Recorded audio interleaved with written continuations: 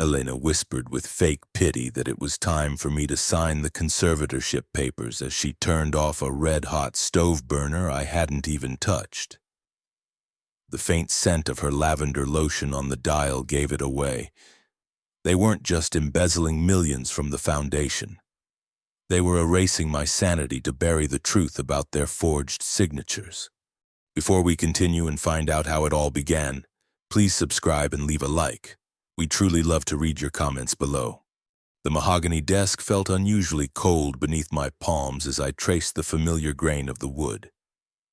This desk had been my anchor for 32 years within the heavy stone walls of the City Heritage Foundation. I smoothed the edges of the final fiscal report, a document that felt more like a testament than a summary of numbers. My corner office was filled with the scent of old paper, lemon oil, and the faint metallic tang of the heating vents. Outside my door, the atrium buzzed with the low chatter of guests arriving for my retirement ceremony. I had spent half my life preserving the city's history, and now I was about to become a part of it. The silence in the room felt heavy, as if the archives themselves were holding their breath. Claire entered without knocking, her presence announced by the sharp, rhythmic click of her designer heels on the marble floor. She moved with a calculated grace that always made me feel a bit slow, a bit too anchored to the past. Her silk blouse was the color of a winter sky, sharp and cold, tucked into high-waisted trousers. She was the modern executive I had spent the last 2 years training, the woman who would carry my legacy. She placed a hand on my shoulder, and though her touch was light, I felt an instinctive shiver run down my spine. She told me the board was ready for the ceremonial exchange of the archive keys. Her smile was a masterpiece of professional warmth, but it never quite reached her pale blue eyes. Barnaby was waiting for me near the heavy oak doors, his tail giving a single heavy thump against the rug.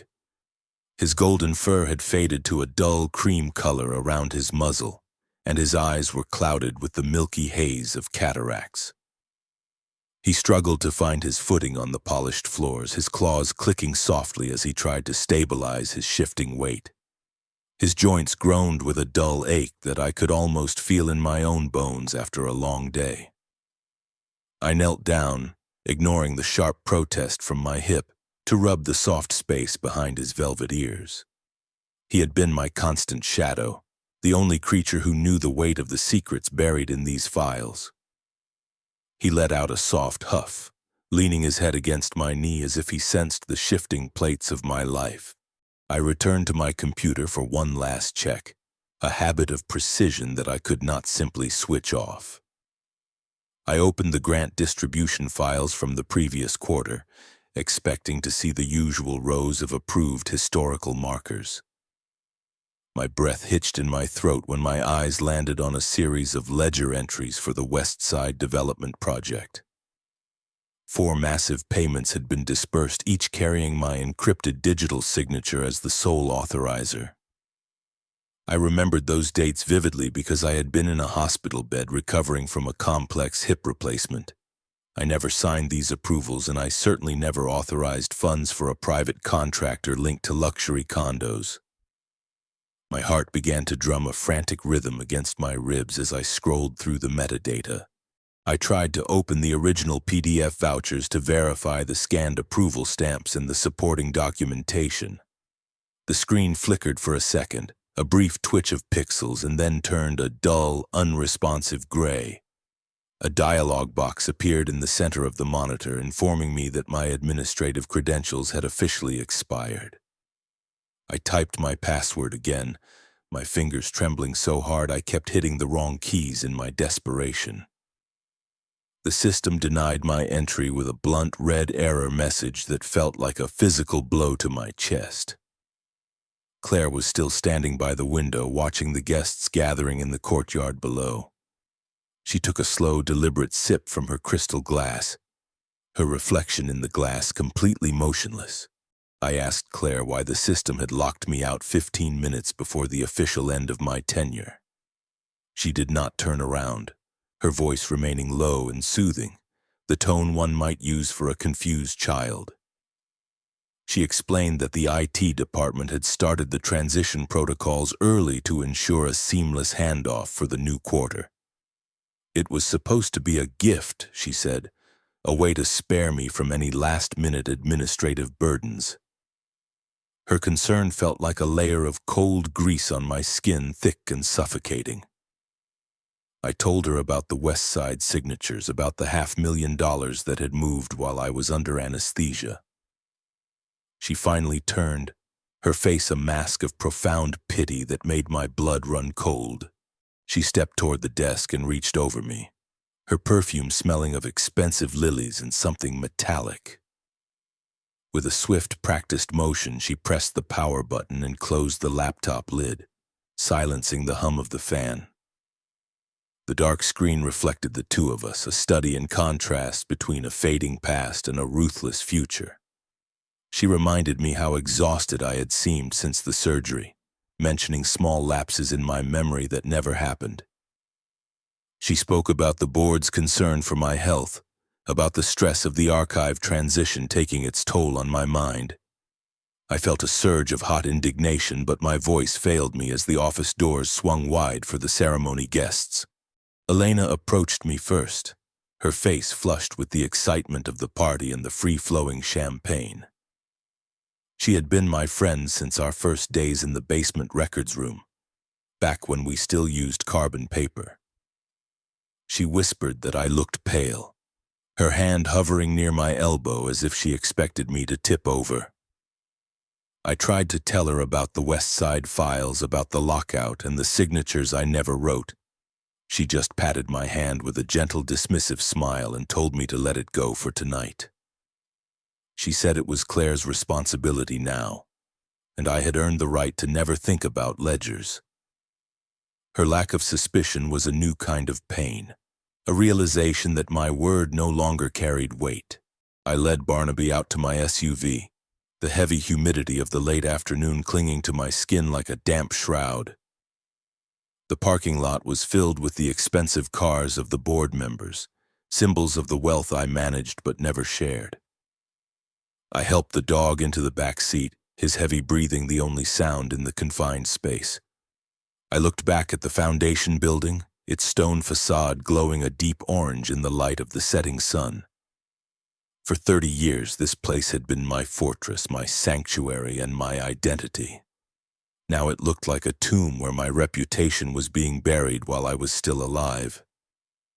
I felt a cold knot of dread tightening in my stomach as I shifted into gear. My Victorian house was quiet, the air inside smelling of lavender sachets and the faint scent of old wood. I sat at my kitchen table, my personal laptop open as I tried to bypass the foundation's firewall. I attempted to log into the remote server using the emergency backup codes I had kept in a locked drawer. The connection timed out repeatedly, the spinning icon on the screen a mocking reminder of my new status. I tried the public access portal, hoping to find the West Side filings in the city's open records database. The specific files I needed were marked as under internal review and were completely restricted. Claire had not just locked the door. She had bricked over the entrance before I reached it. I searched my leather briefcase, dumping its contents onto the table in a frantic search for my backup thumb drive. I had kept a physical copy of the initial West Side projections, a baseline of what the project was actually supposed to cost. I found the small silver device tucked into the lining of a side pocket and plugged it into my computer. My fingers hovered over the trackpad as I opened the folder, my breath held in anticipation of some shred of proof. The drive was completely empty, every byte of data wiped clean and replaced by a single blank text file. Someone had accessed my bag during the ceremony, probably while I was giving my final speech. I looked at Barnaby, who was watching me. I realized then that this was not a simple case of embezzlement or a technical error in the system.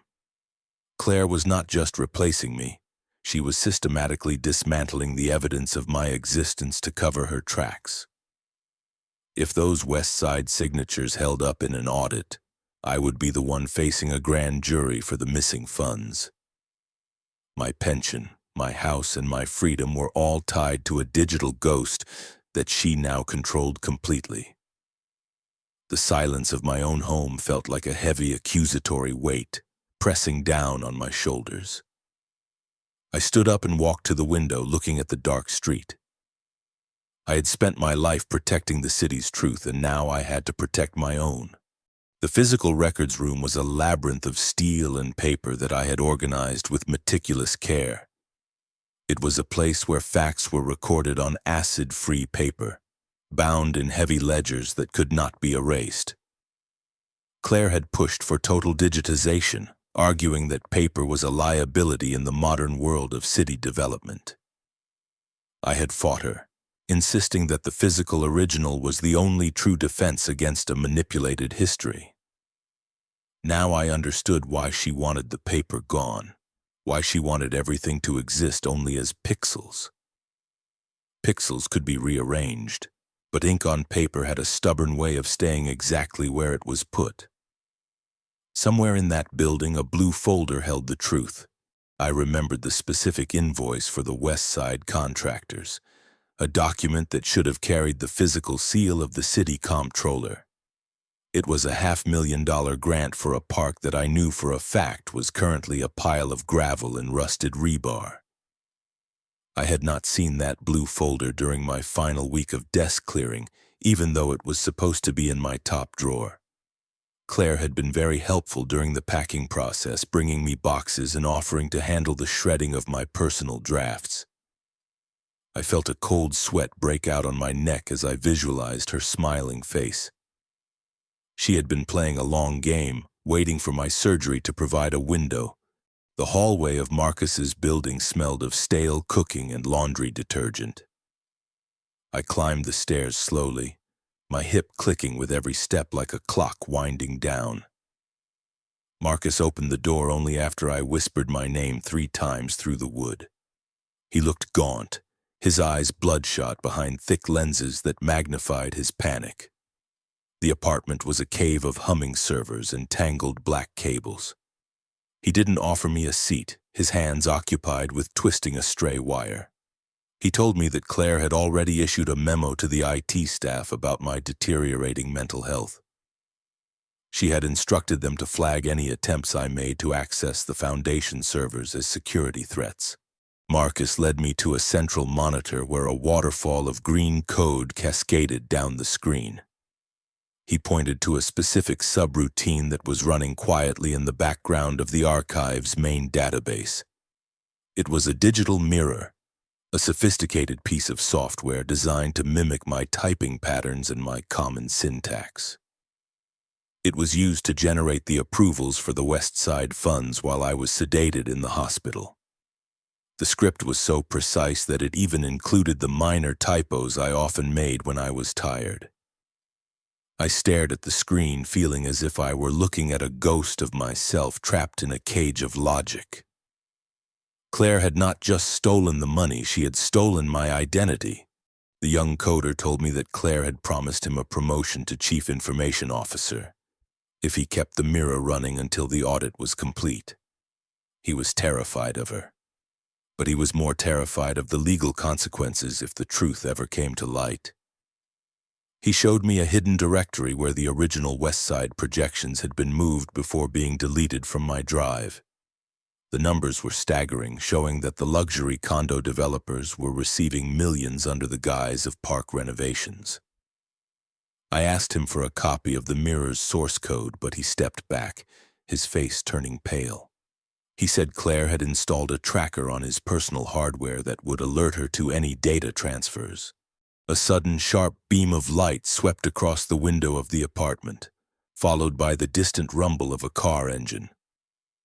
Marcus dove for the power switch on his monitors, plunging the room into a heavy and suffocating darkness. We stood in silence, the only sound being the frantic thumping of my own heart and the hum of a refrigerator. I peeked through the blinds and saw a black sedan idling at the edge of the parking lot, its headlights extinguished. It was the same car I had seen parked near the archive earlier that evening. Claire was not just monitoring the servers, she was monitoring me. I realized that my presence here had already compromised Marcus, and I had to leave immediately. I slipped out of the back exit of the building, my hips screaming in protest as I hurried toward my SUV. The night air was cold and damp, a stark contrast to the stifling heat of the server-filled apartment.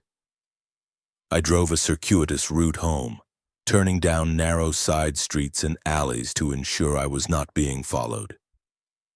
Every set of headlights in my rearview mirror felt like a predator closing in for the kill. I reached my driveway and found my house exactly as I had left it, dark and silent against the night sky.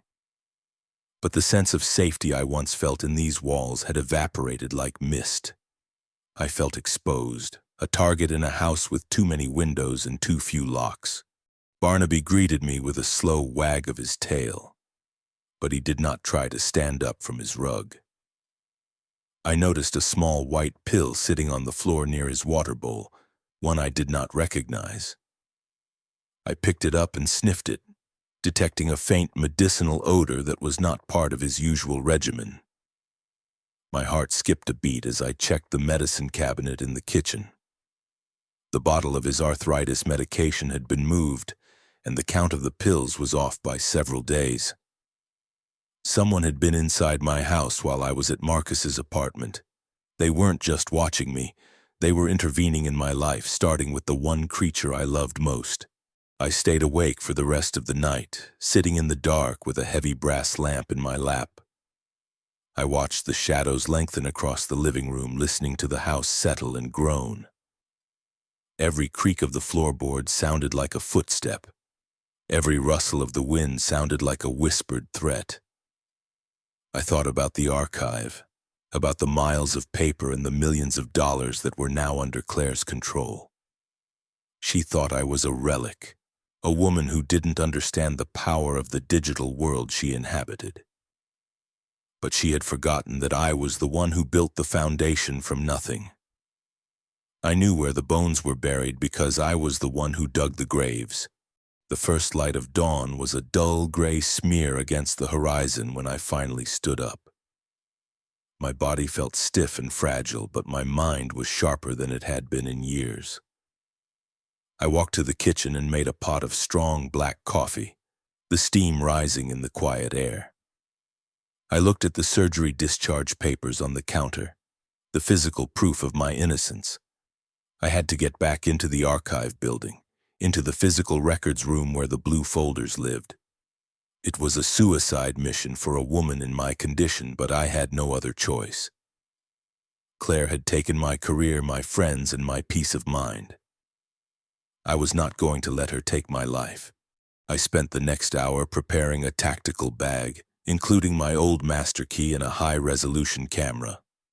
I also packed a small supply of Barnaby's food and a bottle of water, knowing I might be gone for a long time. I looked at the dog, his clouded eyes watching me with a quiet, unconditional trust. I promised him that I would come back, that we would find a place where no one could touch us. He let out a soft sigh and rested his chin on his paws, his breathing steady and calm. I took a deep breath, adjusted the strap of my bag, and walked out into the morning fog. The war had officially begun, and I was the only one who knew the terrain. I drove toward the city center, the skyline appearing through the mist like a jagged concrete jaw. The archive building stood at the heart of the historic district, a monument to the city's past and a battleground for its future. I parked 3 blocks away in a public garage, avoiding the Foundation's private lot and its surveillance cameras. I walked toward the employee entrance, my coat collar turned up against the damp chill of the morning. I saw George, the night guard, standing near the heavy glass doors, his face etched with a deep and weary fatigue. He had worked for me for 15 years, and he was the only person who might still remember the meaning of loyalty. I stepped into the light. George adjusted his heavy leather utility belt, the metal equipment jingling softly in the sterile silence of the lobby. He looked at me with a mixture of pity and genuine fear that made my stomach turn.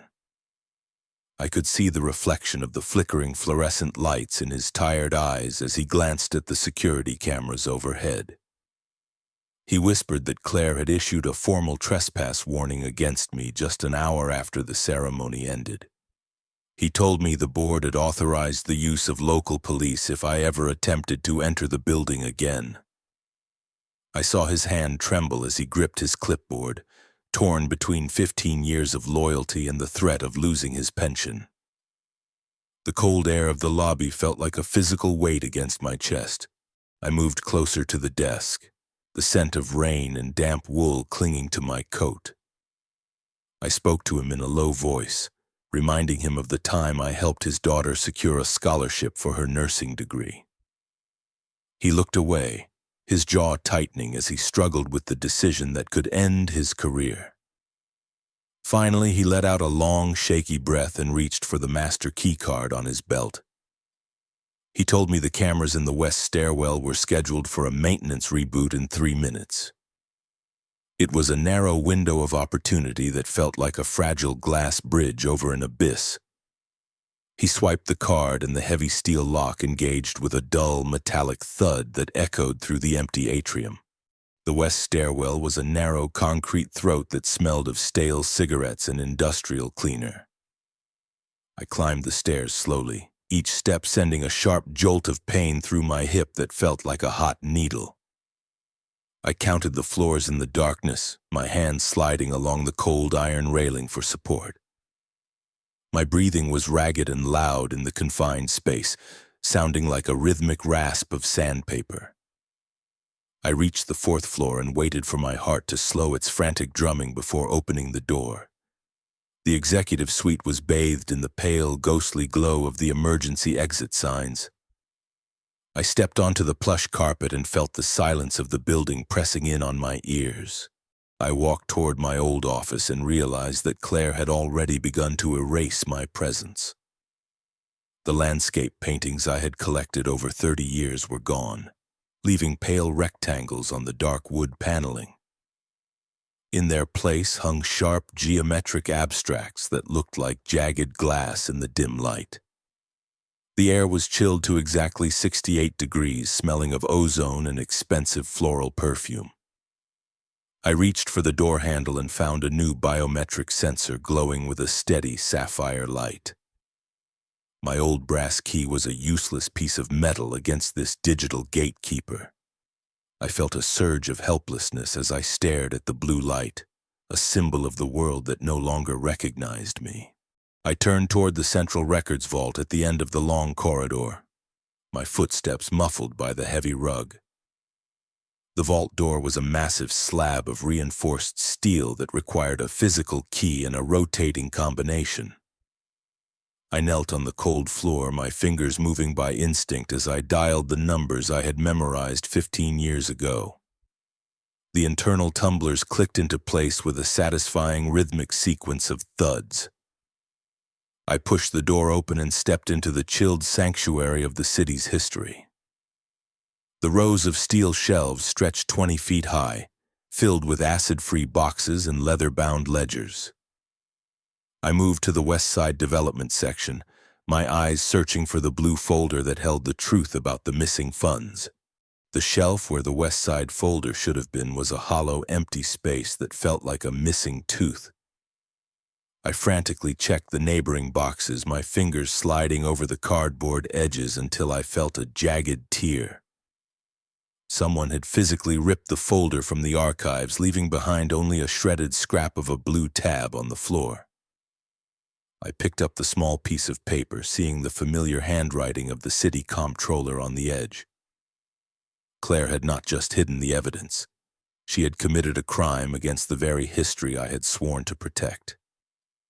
I sat on a small wooden step stool, the cold of the vault seeping into my bones through my thin coat.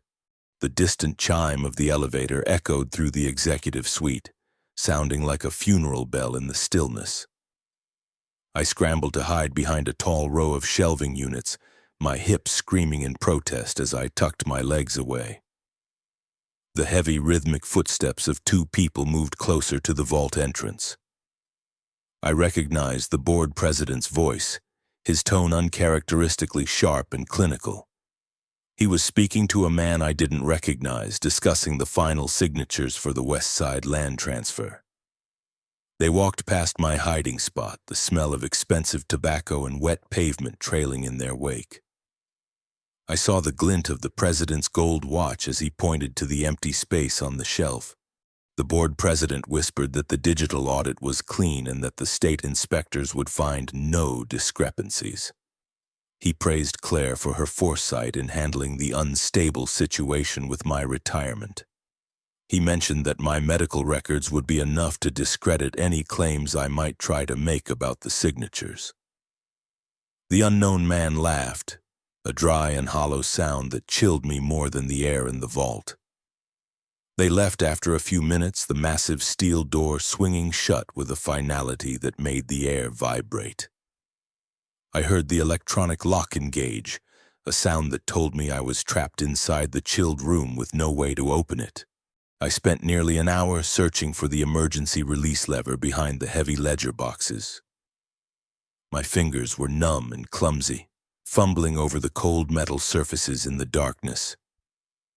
I finally found the small red handle tucked into a recessed nook near the floor. I pulled it with all the strength I had left, feeling the internal mechanism groan and then release with a sharp snap. I stepped back into the hallway, seeing the blue and red lights of a patrol car reflecting against the lobby windows below. George must have been forced to report my entry, or the new sensors had detected my movement in the vault.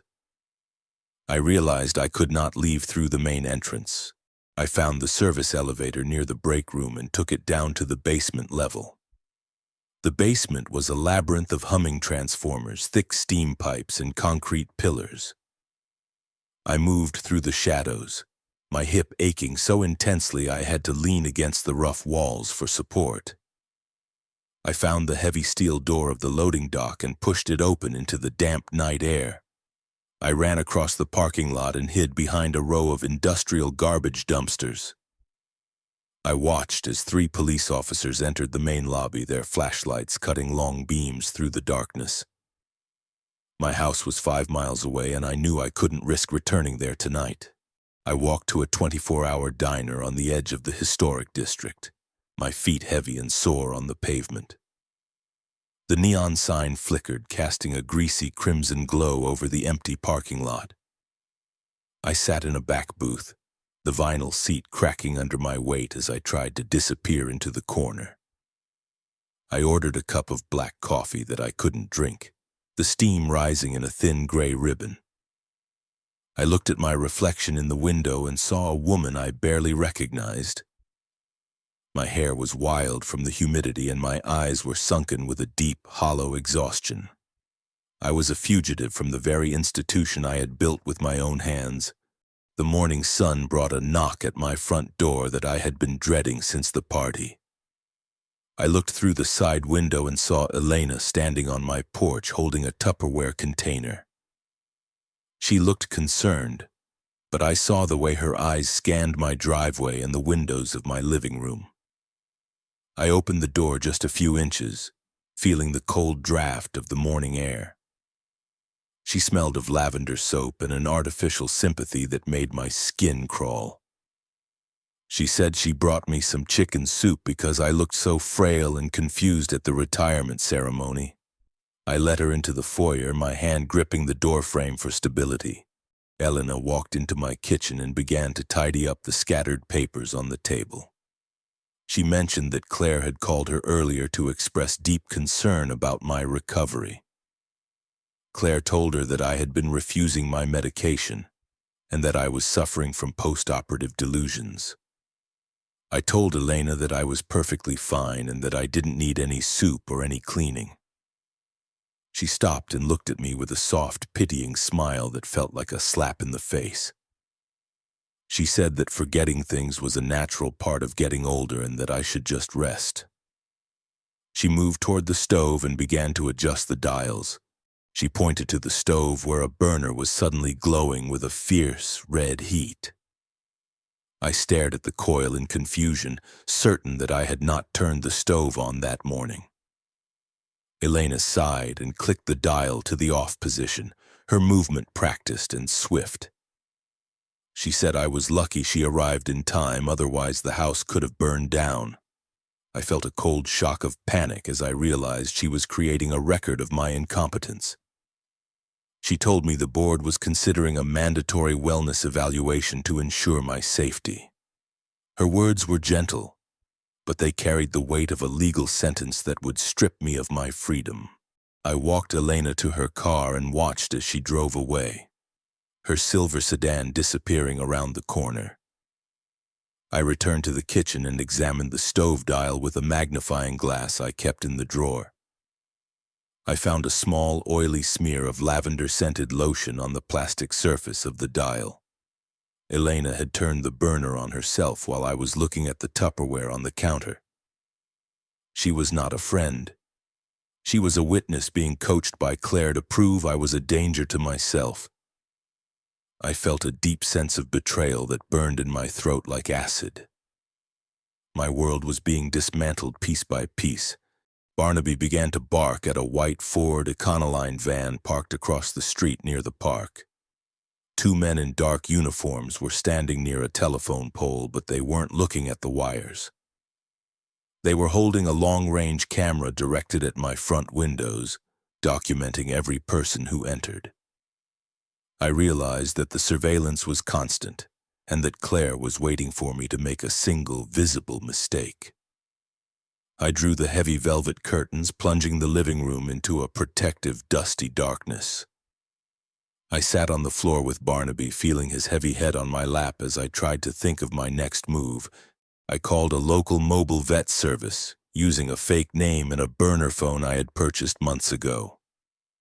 I needed a professional to check on Barnaby's joints, but I also needed a cover for a stranger to enter my house. The vet arrived at 4 and seemed surprised by the intensity of my instructions. I told her I had a late dinner meeting and would be gone until midnight, paying her a generous cash fee to stay. I needed her to be in the house so the men in the van wouldn't suspect I had left. I gave Barnaby a final rub behind his ears, feeling the warmth of his fur. I slipped out through the back garden gate just as the sun began to dip below the horizon. I avoided the main roads, walking through the narrow alleys and side streets of the neighborhood. My hip ached with a rhythmic pounding intensity, but I forced myself to maintain a steady pace. I reached the downtown area as the streetlights began to flicker on, casting long shadows across the concrete. The stone facade of the foundation looked cold and imposing in the blue twilight. I saw George standing near the employee entrance, his breath visible in the chilly air. I took a deep breath and stepped out from the shadows of the parking garage. I used the diner's payphone to call the mobile vet who was watching Barnaby back at my house. Her voice sounded panicked, and she told me that the police had already visited the property twice in the last 3 hours. They told her that I was dangerous and that the dog needed to be taken to a city shelter for his own safety. She had refused to let them in without a warrant, but she could not stay much longer without risking her own license. I told her to take Barnaby to a specific boarding kennel on the north side of the city under a false name. It was a place where the owner still remembered my late husband from the old days. I felt a small relief knowing my dog was safe. I sat back in the booth and closed my eyes, trying to visualize the digital architecture of the archive in my mind. I remembered the exact server path that Marcus had shown me on his monitor in the basement apartment. The foundation used a cloud-based system with a physical backup server located in the basement of the headquarters building. The police were looking for me in the executive offices and on the streets, but they would not expect me to go deeper. I needed to get back into that building one last time to plant a digital trigger that would expose the theft. If I could not win a legal battle in a courtroom, I would force a systemic collapse from the inside. I was no longer afraid of the shadows. The plan was a desperate gamble that would likely end in my arrest and my permanent loss of freedom. I had to become the unstable woman they claimed I was to get close to the heavy servers in the basement. I stood up and paid for the coffee with the last of my cash, the metal coins feeling cold and heavy in my hand. The morning light was beginning to turn the sky a dull and dusty gray as I stepped out into the fog. I walked toward the city center with a steady pace and a heart that felt like it had turned to stone. I was no longer a curator or a leader or a friend to the powerful men of the city. I was a woman with nothing left to lose. I reached the industrial sector of the city just as the morning shift was beginning for the laundry and food trucks. I saw a large linen van idling near the service entrance of the foundation building, its engine humming with a steady rhythm. The driver was distracted by his phone and a cup of steaming coffee, leaving the heavy metal doors of the bay propped open. I moved through the exhaust fumes and slipped inside the damp concrete corridor, my hip pulsing with a dull and persistent ache. I was a ghost in the machine of my own life, moving through the basement of a building that had once been my pride. I reached the server room door and found it unlocked for the morning cleaning crew. The server room was a cave of humming blue lights and freezing cold air that smelled of ozone and electricity. I found the primary backup terminal in the third row of black steel racks, the fan noise sounding like a constant mechanical roar. I pulled out the small keyboard tray and saw the login screen reflecting in my tired eyes like a dark and jagged mirror. I did not try to hack into the admin account or change any existing files that could be traced back to my name. Instead, I used the hidden backdoor protocol Marcus had described to me during our meeting. I inserted my silver thumb drive and executed a simple diagnostic script that would monitor the West Side funds. The script was a digital tripwire that was designed to trigger a mandatory state audit if any large funds moved again. It would automatically send a full copy of the fraudulent ledgers and the mirrored signatures to the state attorney's office. I watched the progress bar on the screen reach 100% with a steady and rhythmic pulse of green light. I removed the drive and closed the tray just as I heard the heavy footsteps of a guard in the hallway outside. I had planted the seeds of the truth in the heart of the darkness. I stepped out into the corridor and saw Claire standing near the main freight elevator with a cold and triumphant smile. She was not alone. The freight elevator doors hissed shut with a heavy industrial finality that made the basement walls vibrate. Claire stood only a few feet from me, her charcoal designer suit looking sharp and aggressive in the flickering fluorescent light. She did not call for the guards or scream for the police who were still searching the floors above us. She simply looked at me with a cold and clinical triumph. Her arms crossed over her silk blouse. She told me that the psychiatric transport team was already in the building and waiting for her signal. She spoke about my future in a quiet and terrifyingly reasonable tone, as if she were discussing a minor budget adjustment. I felt a deep and icy calm wash over me because I knew the digital seeds of her destruction were already planted. Claire walked closer until the heavy scent of her floral perfume filled the narrow concrete hallway. She asked me why I bothered to fight against a future that had already decided I was a useless relic. She said my time of paper archives and outdated ethics ended the moment I signed the retirement documents. I did not try to explain the truth of the West Side signatures or the digital mirror script Marcus had shown me.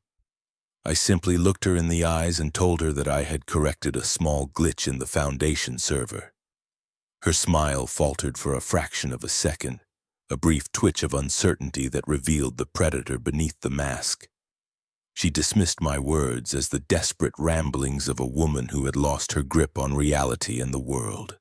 The board president stepped out from behind the heavy concrete pillar, his face etched with a fake and practiced regret. He told me that he had already authorized the emergency medical evaluation and the temporary legal guardianship. He said it was an act of mercy to protect me from the consequences of my own erratic and dangerous behavior. I saw the flash of the police cruisers through the small frosted windows of the basement bay doors. I did not resist when the two uniformed officers took me by the arms and began to lead me away. I kept my head high and my breathing steady as they walked me toward the waiting white ambulance.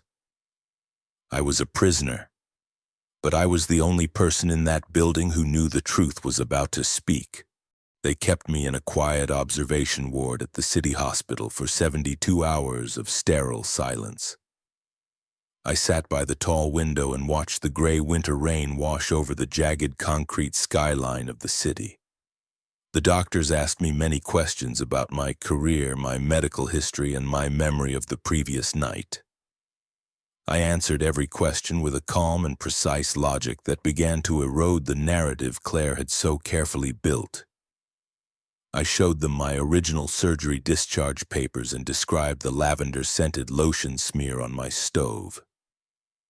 Slowly, the image of the unstable and psychotic woman began to dissolve into the reality of a professional target.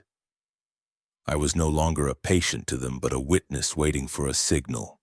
The wait in the ward was a long and agonizing test of my own internal resolve and my patience.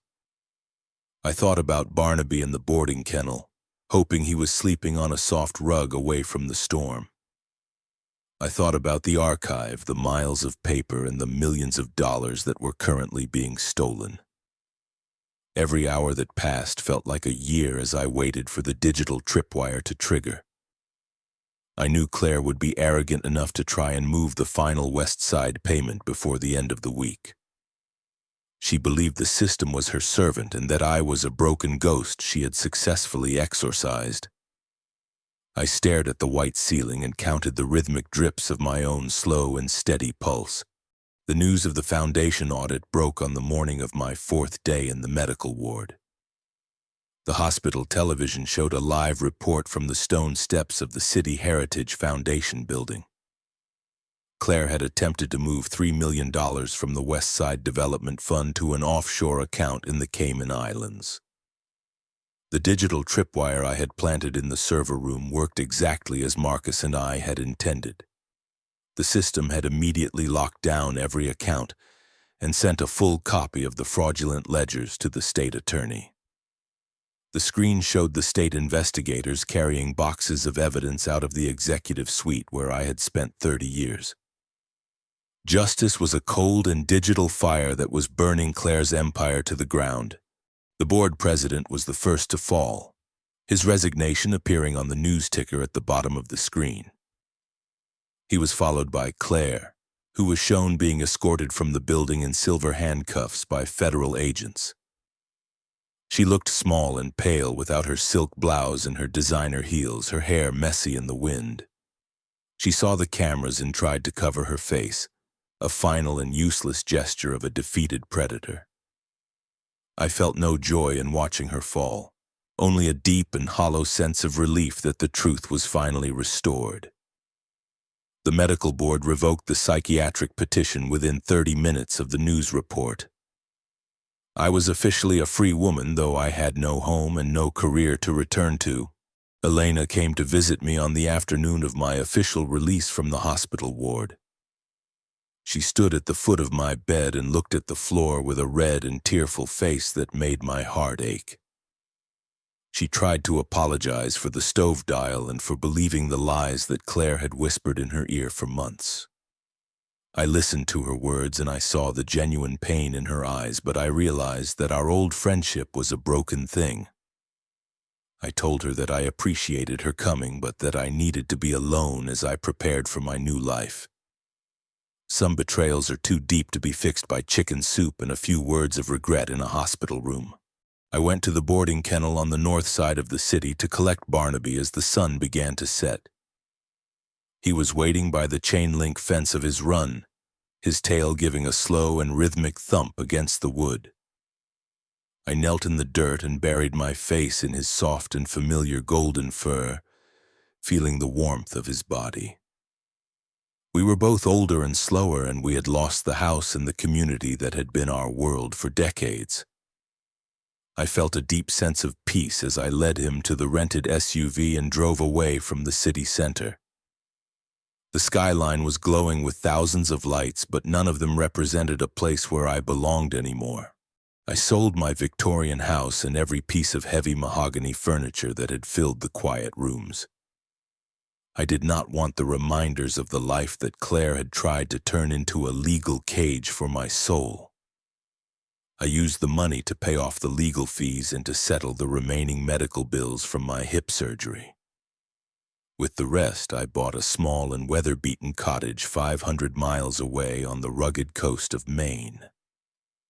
The house is small, with only 3 rooms and a large porch that overlooks the Atlantic Ocean. The air here smells of salt and pine and the cold spray of the water hitting the jagged rocks. I have no executive suite and no staff, but I have my own name back. Barnaby enjoys the salt air and the soft sand of the local beach where he can walk without the pain of polished floors. He sleeps on a thick wool rug by the window and watches the gulls circle the fishing boats in the harbor. I spend my afternoons volunteering at the local community library, organizing their small and precious collection of maritime history. I do not use a sophisticated digital database or an encrypted server for my work there. I use my hands, my eyes, and my memory to protect the stories of the people who lived and died on this coast. I am finally a curator of my own life, away from the digital mirrors and the silk lies. My pension was eventually restored after a long and quiet legal battle with the Foundation's new board of directors. I did not ask for a large settlement or seek a public apology from the men who had abandoned me. I simply wanted what I had earned over 30 years of dedicated and honest service to the city. Claire is currently serving a 12-year sentence in a minimum security federal prison in another state. I do not think of her often, and I never open the letters she tries to send from her cell. She is a part of a history that I have successfully archived and closed forever. I have no more ledgers to check and no more ghosts to fight in the dark. The mahogany desk in my mind is no longer cold or covered in the fraudulent reports of a ruthless successor. I look at the horizon from my porch and see the way the sky meets the water in a perfect and unwavering line. I am 63 years old, and I have learned how to fight for my own existence in a world that wanted me gone. My name is Margaret, and I am no longer a stranger to my own professional history or my own heart. I am a woman who survived a digital storm and found a quiet and honest shore. I took a deep breath of the cold Maine air and felt the warmth of the setting sun on my face.